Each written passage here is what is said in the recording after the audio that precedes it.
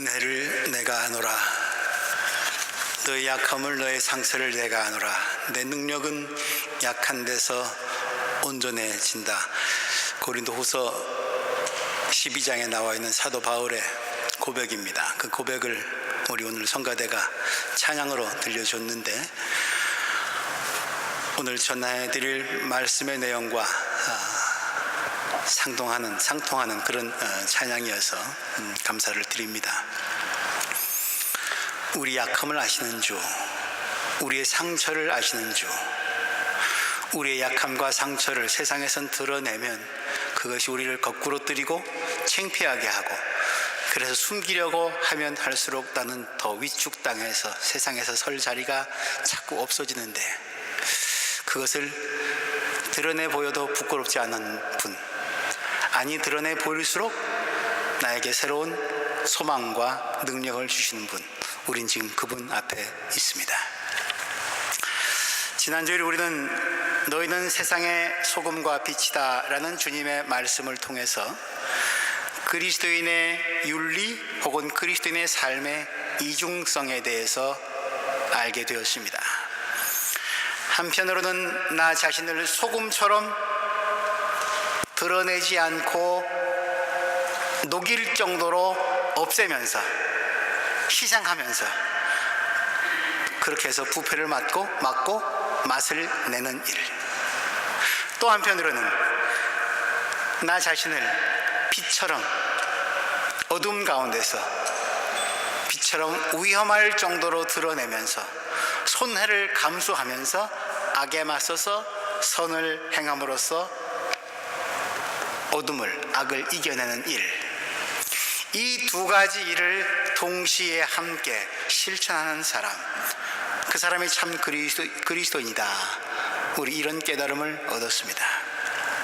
그런데 이 세상의 빛과 소금이다, 너희는 세상의 빛이요 세상의 소금이다 라는 이 주님의 말씀은 오늘 우리가 함께 읽은 본문 마태복음 5장 3절, 조금 연장시킨다면 5장 3절에서 12절까지의 그 유명한 팔복 선언, 8가지 복에 관한 말씀 바로 뒤에 나오는 말씀입니다. 순리대로 생각한다면 주님이 말씀하시는 세상의 빛과 소금, 누구냐? 이 팔복의 마음을 가진 사람, 팔복을 실천하는 사람, 팔복의 사람, 그 사람이 세상의 빛과 소금이라는 말씀으로 들려옵니다. 그러므로 우리가 세상의 빛과 소금 되려면 우리 교회 올해 표처럼 일어나서 빛을 발하는, 비추는 사람이 되려면 주님이 말씀하신 8가지 복의 참 의미를 우리 새겨보아야 합니다. 저는 오늘부터 시작해서 사순절 기간에 이르기까지 이 팔복의 의미를 매주 한 번씩 곰씹어 보려고 합니다. 오늘 본문은 예수님이 산에 오르셔서 가르쳐 주신 말씀, 마태복음 5장에서 7장까지 3장에 걸쳐서 기록되어 있는 소위 산상설교 수훈이라고 하는 그 산상설교의 첫 부분입니다. 산상설교,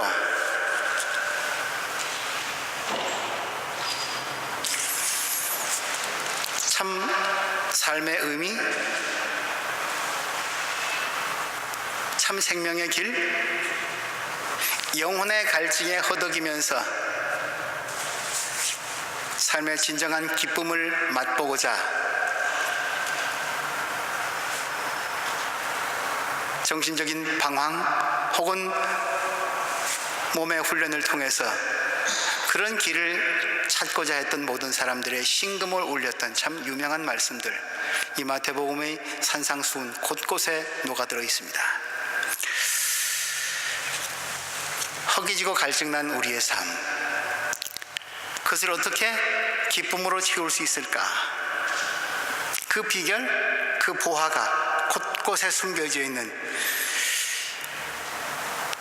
참 언제 읽어도 우리의 가슴을 울리는 그런 말씀인데, 오늘 이 첫 부분, 그 생명의 샘이 어디에 있는지, 그 생명길을 가려면 우리가 어떻게 가야 하는지 그것을 알려주는 이정표이고 안내판입니다. 그리고 이 안내판에는 이렇게 가면 그곳에 이르겠지만 또 이렇게 가면 실족할 것이다, 넘어질 것이다, 경고의 문구도 새겨져 있습니다.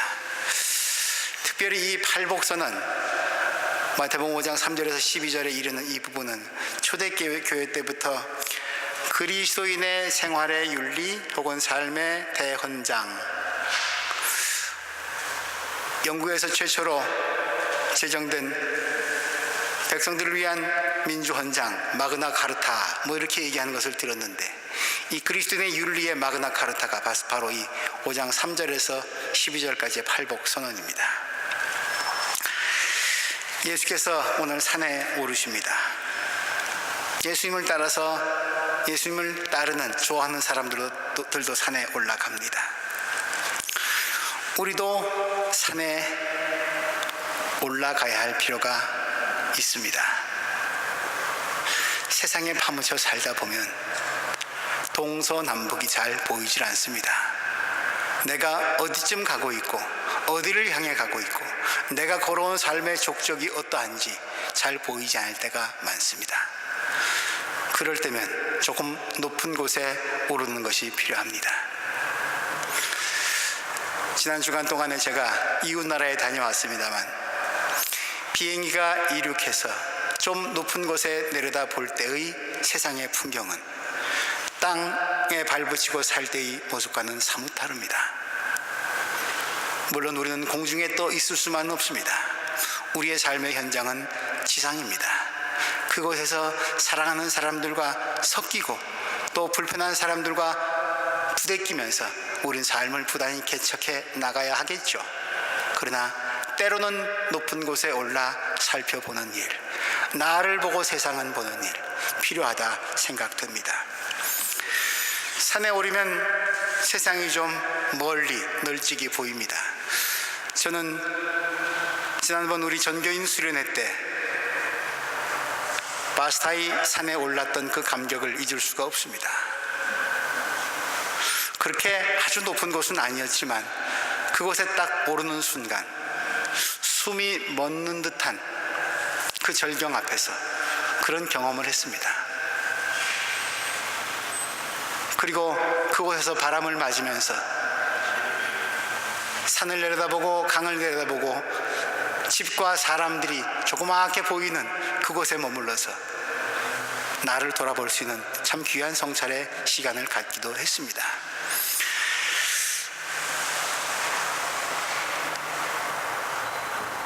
산에 오르자 주님이 행동을 오늘 보여주고 계십니다.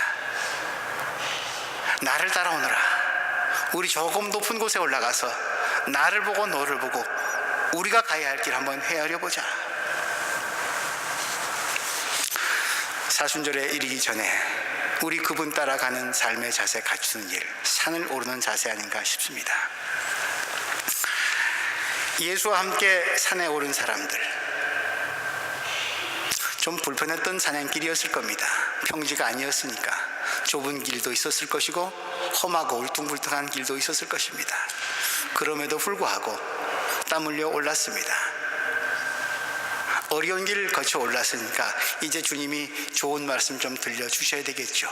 모든 피곤이 싹 가시는 참 멋진 말씀 말입니다. 예수님이 바위에 걸쳐 앉으십니다. 사람들이 그 주위에 몰려듭니다. 예수님이 입을 떼십니다. 무슨 말씀을 들려주실까? 눈은 예수님의 얼굴에 맞추고 귀는 쫑긋 세워서 그 입에서 어떤 말씀이 떨어질까 기대하고 있습니다. 첫 말씀이 이겁니다. 마음이 가난한 사람은 복이 있다. 우리말 성경은 뭐뭐뭐한 사람은 복이 있다 이렇게 이해하 팔복의 얘기가 무슨 사람은 복이 있다 문장의 순서가 그렇게 되어 있습니다만, 헬라어 원문 성경 그리고 여러분들이 갖고 계신 독일어 성경은 조금 문장의 배열이, 주어 동사의 배열이 조금 다릅니다. 헬라어 성경은 마카이로이, 복이 있도다, 이렇게 시작됩니다. 복이 있도다, 누구는. 독일어 성경도 그렇죠. 젤리히진트, 복이 있다, 누구는 디다. 독일어 성경이 원문을 더 정확하게 번역을 해내고 있습니다. 복이 있도다. 산에 오르셔서 산상수훈, 산상설교를 하시는데 그 유명한 설교의 첫 단어가 복입니다. 복이 있도다. 제대로 짚으셨죠. 사람들 복받기 얼마나 좋아합니까? 우리 모두 다 복받기 너무 좋아하지 않습니까? 그래서 새해가 밝으면 인사가 복 많이 받으세요, 복 많이 누리세요.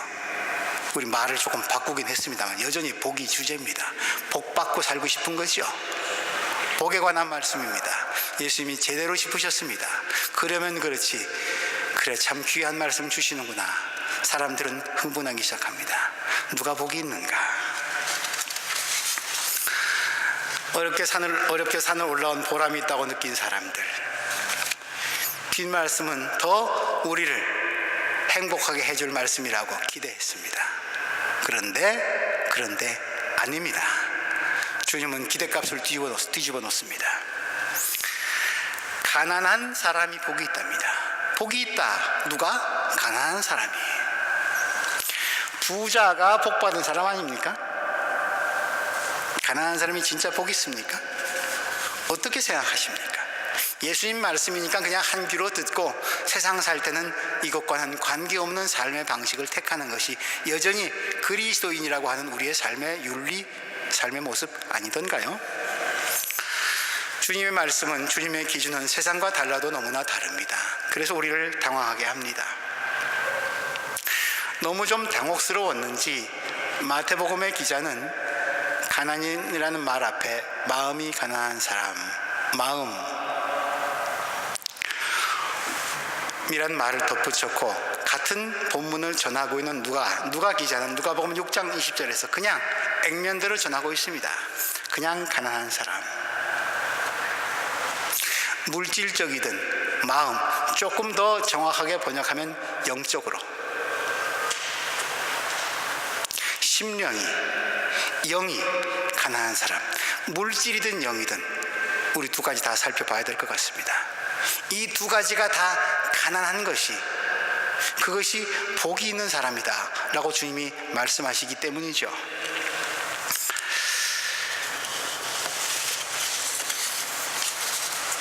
물질적 가난, 세상을 살면서 우리가 물질이 필요하지 않다, 그것을 과감히 포기하고 버릴 사람은 우리 가운데 아무도 없을 것 같습니다.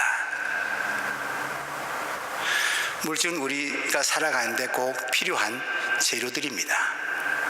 그런데 그 재료가 우리의 삶의 보조적 수단이 되어야 할 그것을 쫓아가기에 급급한 주종 관계가 뒤바뀌는 현장을 우린 종종 발견합니다. 영국에서 있었던 일입니다. 어떤 귀족 집안에서 하녀로 일하고 있었던 여인이 있습니다. 삶이 너무 궁핍합니다. 그날 벌어서 그냥 입에 풀칠하기가 벅찰 정도입니다. 주방 일을 하고 있던 그 하녀, 볼멘 소리로 이렇게 투덜거립니다. 아휴, 한 5파운드만 내가 지금 갖고 있다면 참 행복할 텐데. 빵도 떨어졌고, 당장 아이에게 학용품 살 돈도 줘야 되고, 가난이 너무 지긋지긋해서, 왼수 같아서 그냥 자기도 모르게 접시를 닦으면서 내뱉은 말입니다. 한 5파운드만 있다면 참 행복할 텐데.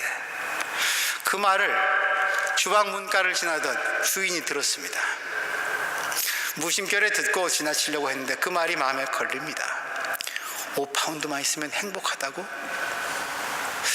5파운드로 내 집에서 수고하는 저 여인이 행복할 수 있다면 나 또한 좋은 일 아니야? 나 또한 기쁜 거 아니야? 가던 길 돌이켜서 여인에게 다가가서 얘기합니다. 여기 5파운드가 있습니다. 당신에게 기쁨이 되었으면 참 좋겠습니다. 여인은 자기 말을 들은 주인이 자기에게 보여준 행동, 고맙기 전에 부끄러웠습니다. 그런 말을 그냥 내뱉은 것을 주인이 들었기 때문에, 눈치챘기 때문에. 그러나 그럼에도 불구하고 너무나도 갑작스러운 뜻밖의 선물에 감사할 수밖에 없었죠. 주인어른 정말 고맙습니다. 오늘 이것으로 제가 걱정하고 있었던 모든 것들을 구입할 수 있게 됐고 편안하게 잠을 잘 수 있게 됐습니다. 고맙습니다. 주인은 여인이 기뻐하는 것을 보면서 흐뭇해하면서 문을 닫고 나갔습니다. 그런데 문을 닫은 주인 귓가에 여인의 또 다른 한마디가 들려옵니다. 아유, 바보 같은 년. 10파운드 부족하다고 그럴 것이지. 10파운드 부족하다고 했다면 주인이 5파운드가 아니라 10파운드 줬을 텐데, 그만 입을 잘못 놀려가지고 10파운드 공짜로 얻을 기회를 5파운드밖에 못 얻었다고, 5파운드 손해봤다고 그걸 불평하는 겁니다. 물질은 그러하지 않던가요? 그 어느 귀족집의 하인만 그러하던가요? 먹으면 먹을수록, 채우면 채울수록 늘 밑반지 똑같은 것이, 그것이 물질 아니던가요? 그래서 주인이 사람인지 물질이 사람인지, 물질의 노예가 됐다는 게 그런 데서 나오는 말 아닌가 싶습니다.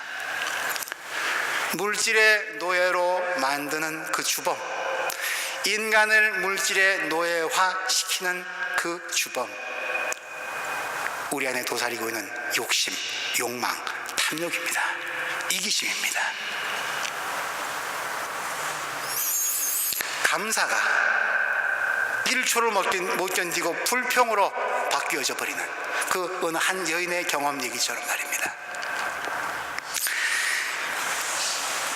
아마데우스라고 하는 영화를 보셨는지 모르겠습니다. 모차르트와 또 그 시대에 그보다 훨씬 선배이면서 참 대단한 음악가였던 살리에리, 그 두 사람과의 관계를 조금 극적으로 다룬 그런 영화 작품입니다. 오래전에 나온 영화입니다만 그 영화의 내용들은 그러하죠. 살리에리 참 위대한 작곡가입니다. 참 영향력 있는 음악가였습니다. 궁중음악가이기도 했고요. 그런데 어느 날 신동이 출연합니다. 모차르트입니다. 자기는 밤새 맨날 며칠을 식음을 전폐하고 끙끙 앓면서 곡을 써내도 참 사람들에게 칭송받기가 쉽지가 않은데, 모차르트 저 녀석은 즐길 것 다 즐기고 온갖 못된 유희도 다 떨면서, 근데 즉흥적으로 건반을 두드리고 즉흥적으로 오선지에 갈겨대는데 그게 엄청난 파장을 일으킵니다. 사람들 모두에게 기쁨을 주고 사람들 입에 불려집니다. 모차르트의 천재성이죠. 그게 부럽습니다. 자기는 왜 그런 천재성을 하나님이 안 주셨는지 그게 불만이 되기 시작합니다. 그동안 내게 이런 능력을 주셨던 하나님께 감사를 드리면서 자신의 삶을 최선을 다해서 악보와 씨름하면서 음을 부둥켜 안으면서 살아왔던 모든 삶의 의미들이, 자신의 음악의 세계들이 하루아침에 다 무너집니다. 모차르트와 비교하니까.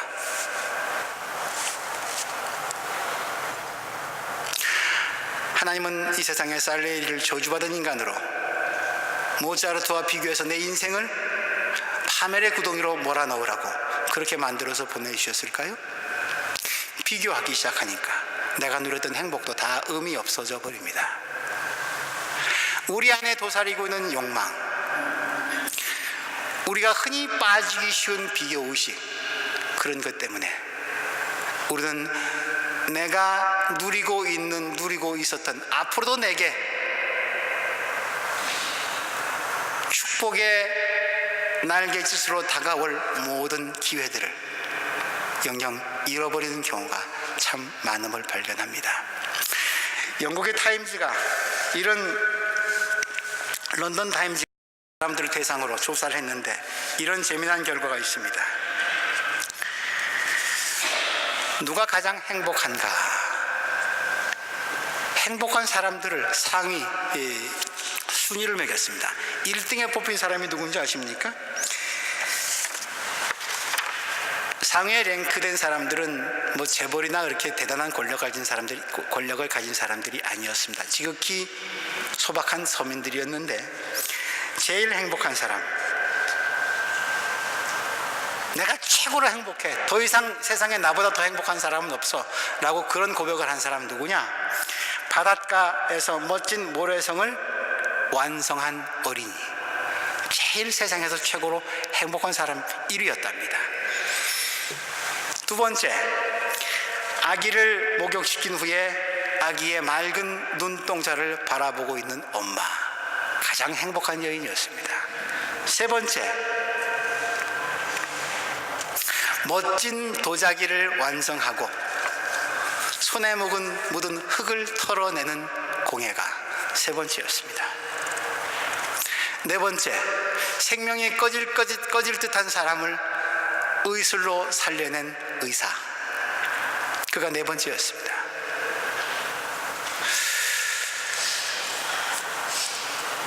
이하 순위가 많이 등장합니다만 1, 2, 3, 4 여러분들이 들으신 지금 순위 속에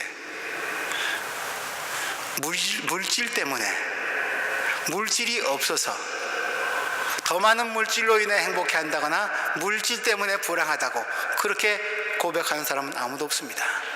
물질과는 관련 없어 보이는 기쁨과 행복의 노래입니다. 삶에서 무엇을 찾고 무엇을 발견하고 무엇을 내 삶의 중심적 요소로 누리고 있는가?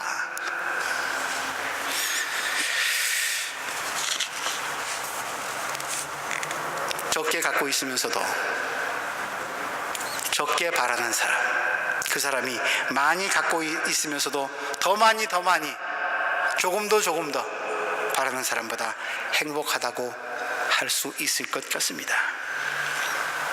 디오게네스와 알렉산더의 얘기를 여러분들은 아시죠? 알렉산더 대왕이 그 유명한 철학자를 찾아옵니다. 내가 당신을 행복하게 해주겠소. 대왕이시여, 내게 행복은 딱 하나입니다. 햇볕 좀 쬐고 일광욕 좀 하고 싶습니다. 당신이 지금 저 햇볕을 가리고 있습니다. 한 발자국만 옆으로 물러서 주십시오. 그러면 대왕은 나에게 행복을 주시는 겁니다. 제국을, 세계의 엄청난 땅덩어리를, 그 엄청난 물질을 갖고 있었던 알렉산더도 디오게네스의 작은 행복, 뺏을 수가 없었고 그보다 더 행복할 수 없었습니다.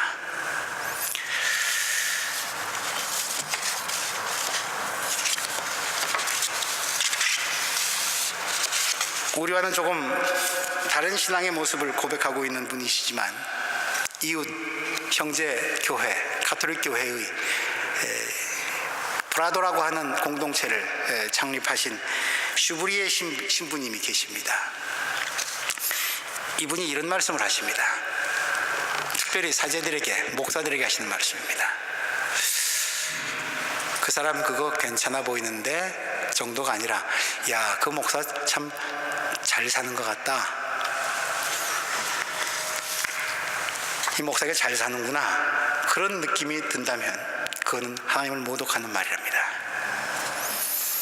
왜냐하면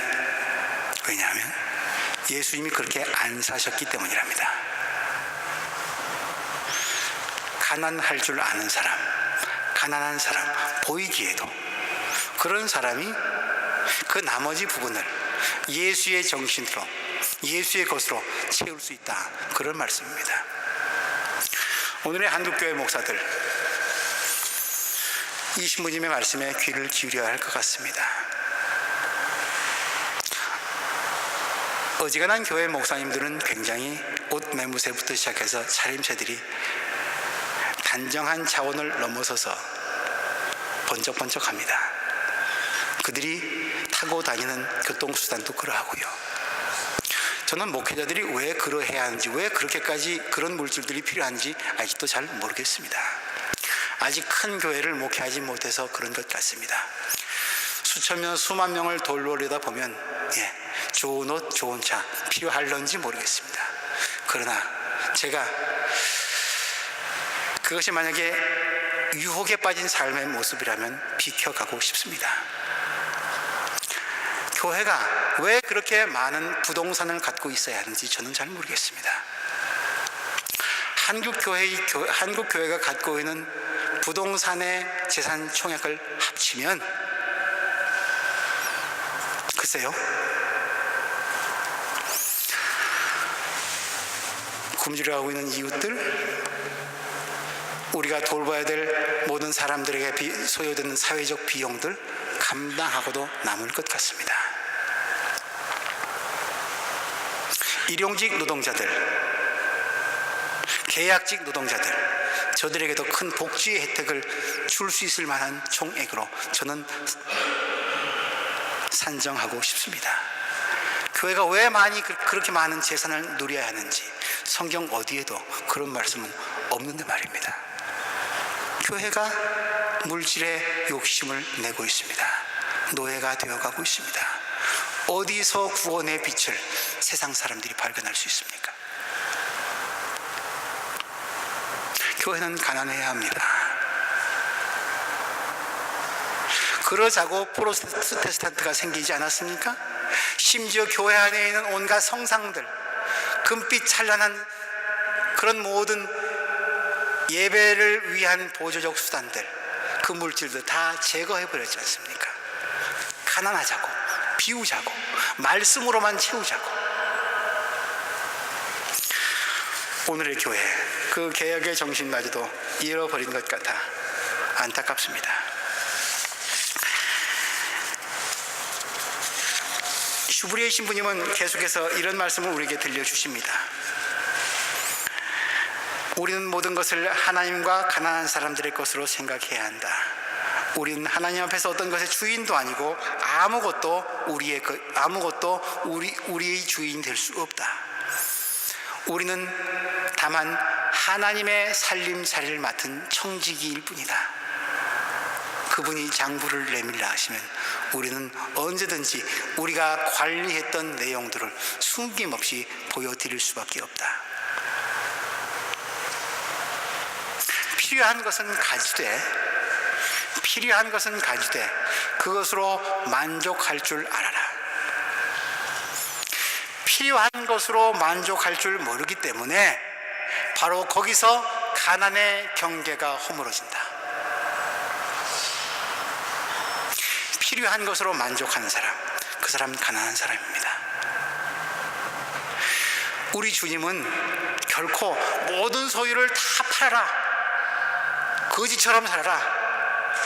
아니, 사실 우리는 다 하나님 앞에서 거지지요. 그러나 정말 형편없는, 아무것도 가지지 못해서 그냥 앞길이 깜깜한 그런 거지 같은 인생 살라고 하지 않으셨습니다. 무소유가 아니라 소유하되 공급해 주시는데 필요한 것에 머물러라. 거기서 지나치면 욕심이 되고 죄가 되고 사망을 낳는다. 그런 말씀이죠. 필요한 것으로 만족하는가? 그 경계를 넘을 때 우리는 가난을 어기는 거라고. 그건 물질의 가난의 경계를 넘어서 그때부터는 영적인 가난도 우리가 넘어서는 것이라고. 영적인 가난을 즐기지 못하는 사람이 된다고. 신부님의 말씀 한 문장을 다시 인용합니다. 가난의 정신을 가진 사람은 항상 너무 많이 가졌다고 생각하고 무엇인가를 떼버리는 경향이 있다. 필요한 것으로 만족하는 사람은 내게 항상 너무 많구나, 이거 좀 떼버려야 되겠네, 늘 그런 생각을 한답니다. 그게 가난한 정신을 가진 사람이랍니다. 그런데 세상의 정신을 가진 사람은 늘 넉넉하게 가지지 못했다고 생각하면서 언제나 불만족하고 언제나 무엇인가 더 있어야 된다고 생각합니다. 그러니까 그 빈자리에 하나님이 들어와 계셔야 할 그 자리에 더 채워야 할 물질로 대신해 버리니까 그는 물질적으로나 영적으로나 가난한 사람이 될 기회를 잃어버리는 거죠. 예수님이 팔복선언의 첫 마디에 던져주신 가난한 사람, 그들이 행복한 사람이다, 하나님 나라가 그들의 것이다 라고 말씀하신 속뜻을 우리는 조금 헤아려 볼 수 있을 것 같습니다.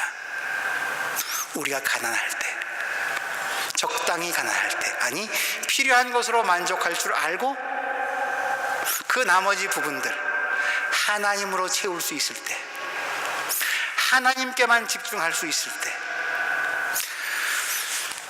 들에 핀 백합화도 공중의 새도 잎이 시는데 하물며 너희일까 보냐. 내일 일은 내일 염려하라. 하나님, 저 오늘 쓸 것밖에 없습니다. 내일 준비가 아무것도 안 됐네요.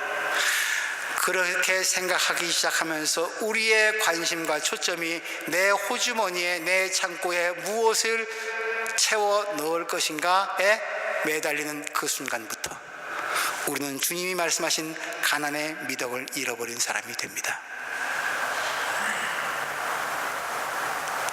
내일 일은 내일 염려해라. 오늘 걱정은 오늘로 족하다. 내 필요한 것 오늘 채우신 하나님께 감사드리면서 내일의 영역, 그리고 자칫 내 욕심이 더 칠해질 그 공간 하나님으로 채우는 사람,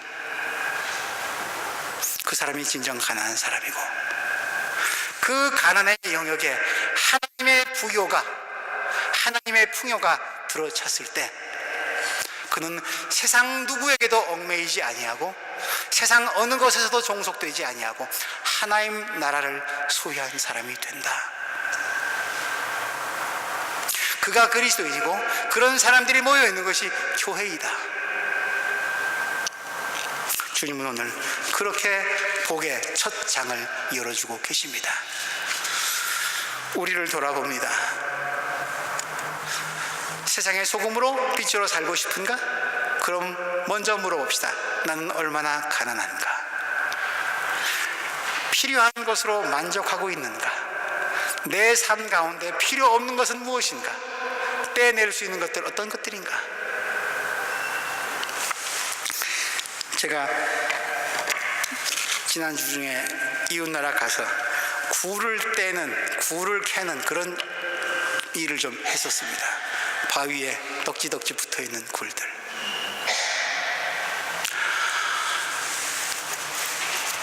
처음 해본 일이라 신기하기도 했고 재미도 있고 했었습니다. 굴을 떼서 그것도 그 포인트를 탁 치니까 이렇게 또 깨져서 안에 속살이, 참 싱싱한 속살이 드러나더군요. 내 삶에 하나님이 떼어내시고 싶은 것들 참 많겠다, 그런 생각했습니다.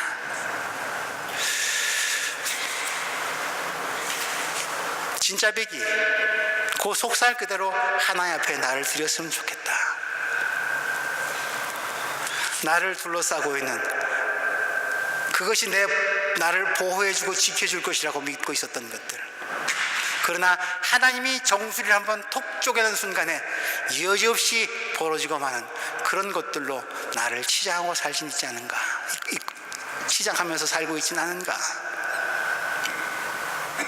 때로는 목사의 가운도, 목사라고 하는 티텔도